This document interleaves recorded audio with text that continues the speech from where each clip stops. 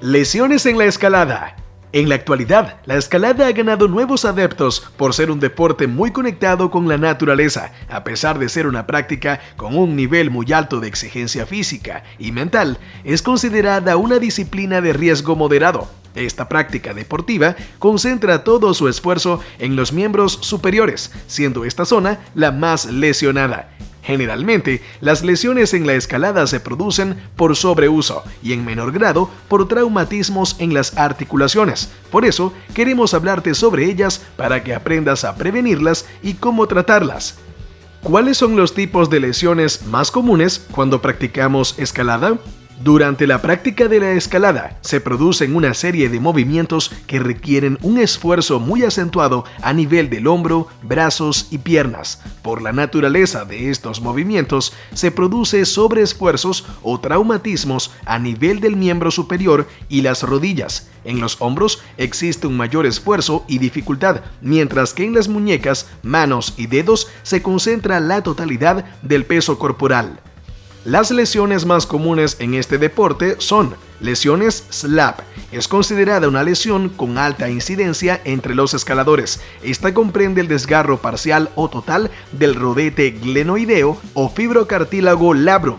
En la práctica de la escalada, el deportista experimentará dolor difuso a nivel de la cara anterosuperior del hombro, dificultad para elevar el brazo e inestabilidad, chasquidos y una considerable pérdida de la fuerza muscular. Desgarros y tendinitis del manguito rotador. Son dos lesiones muy frecuentes en escaladores por los movimientos bruscos que provocan el desplazamiento de la cabeza humeral. Dislocación o luxación de hombro. Son muy comunes en escaladores principiantes o aquellos que no cuentan con un desarrollo adecuado de los músculos y tendones que conforman esta articulación.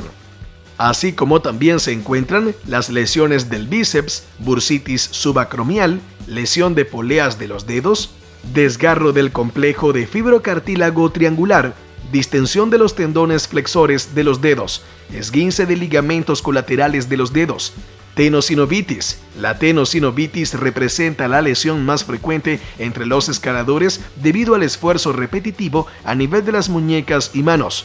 Rotura de menisco, esguince de rodilla, entre otras. ¿Cómo prevenir las lesiones cuando hacemos escalada o deportes de montaña? La escalada es un deporte que implica un esfuerzo y concentración máxima y requiere que el cuerpo realice una adaptación muscular progresiva para su práctica. Si bien es cierto que esta respuesta adaptativa conlleva a presentar lesiones, existen varias técnicas que pueden evitarlas. Calentamiento. Calentar en cualquier deporte es esencial para evitar lesiones musculares de tendones, ligamentos y articulaciones. Enfriamiento. Después de una intensidad de movimientos en la práctica de escalada, es necesario regresar todo tu cuerpo a la calma. Equipamiento adecuado. La escalada necesita algunos elementos básicos para que sea divertida y muy segura a la vez. Es importante contar con este equipo, pero a la vez también es necesario que la práctica se realice acompañados de profesionales. Estos son los accesorios más importantes a la hora de escalar: casco, arnés, pies de gato, mosquetones, bolsa de magnesio, cuerda simple, cintas express y aseguradores automáticos. También es importante contar con nutrición e hidratación adecuada. La hidratación es un punto clave para prevenir descompensaciones y lesiones. Estado de forma. La escalada es una disciplina deportiva que desafía la gravedad. Por eso sus deportistas deben conocer la cantidad de fuerza que deben aplicar en su práctica.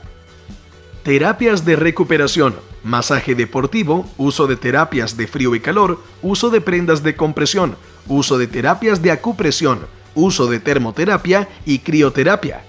¿Cuándo debemos acudir a un especialista para el tratamiento de lesiones en escaladores o montañeros? Cuando se tratan de lesiones agudas y graves, los signos de alarma son los siguientes: dolor intenso, aumento de volumen, inestabilidad de la articulación, imposibilidad de realizar movimientos. Las lesiones crónicas tienden a evolucionar con más lentitud: dolor continuo, aumento de volumen, enrojecimiento y rigidez. No dudes en visitar fieldrecovery.com, donde podrás encontrar los mejores productos para la prevención y recuperación de lesiones, mejorar tu rendimiento deportivo y calidad de vida. Ya sabes, sin dolor, la vida es mucho mejor.